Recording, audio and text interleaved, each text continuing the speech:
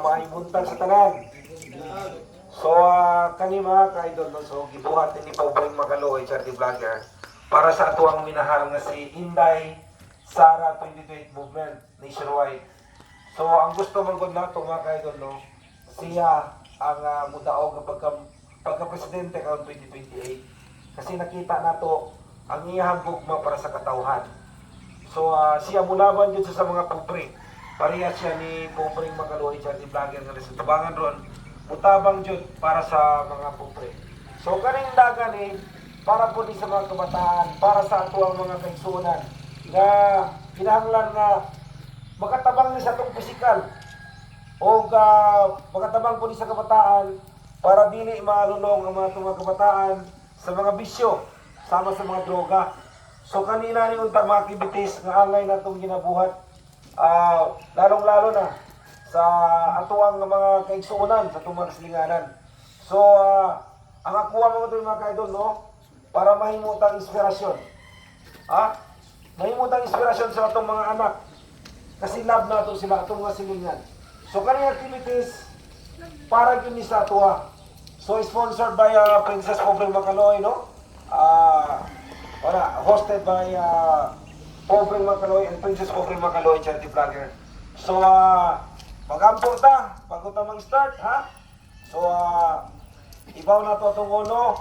Lord, salamat kay Lord sa imuhang ngayon, maghihatag sa mo, daghang salamat kayo sa tanan-tanan, sa imong live maghihatag sa mga. O thank you Lord, uban na mo mong pamilya, uban na mo mong mga mahal sa kinabuhi, nauban na mo mga kasilinganan. So, hinaot pa Lord, nga naa ka na-guide ka na mo, magbuhat sa kaayuhan. Kung unsa may mali, mali. Kung unsa may tama, tama. So, hinaot pa Lord, i-guide nini mo sa tama, kay kami mga anak ni mo. So, daghan kay salamat Lord, sa tanang blessing nga niabot sa kinabuhi. Kay tung wala ka Lord, wala mi sa kalibutan. Lord, daghang salamat sa gihatag nimo sa kalibutan nga among gi-enjoy karon. So, Lord, kani tanan among gipangayo, kani activities karon, Lord, salamat kaayo. O gahinaot pa Lord nga tabangan nimo Lord, si Inday Sara Duterte nga mahimong president karon 2028 election. Kay nasayod mi nga siya ang among mahimong inahan diri sa Pilipinas o kaming tanan makatagamtam sa iyang leadership ug lalo na sa mga members sa Inday Sara Movement diri sa Mindanao. So hinaot pa Lord, nga kaning tanan Lord, nga imong itugyan Lord, kay tungod kami ang imong anak. Sa ngalan sa Mahal sa Anak sa Santo, Amen. Amen. Okay.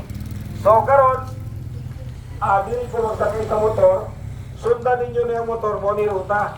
Ang atong ruta diri padulong, tapos padulong dito sa dito sa Tala, tapos padulong dito sa Tanigaman, Upper Tanigaman. So karon padulong dito sa kaning kung sa kani. So hinahinay lang mo dili ingon nga paspas inyong dagan. Kung kani po ng mga babae magsunod pa ni, kung nakita ninyo nga balik na mo, balik na mo. Ha?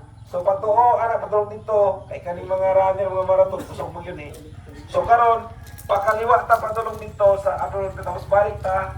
Basta sunod lang mo sa motor, ha?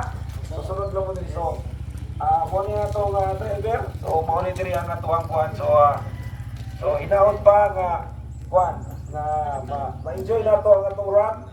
So karon gamay raman ta. So, honest lang. Kung isa'y first, second, third, pwede mo diri. So, si Mary Rose mo yung taga-lista diri. Hindi kapot. So, daghang salamat. So, salamat kayo sa inyong pag-join, ha? Nato mag-join. Okay? Dito ni. Ay, off na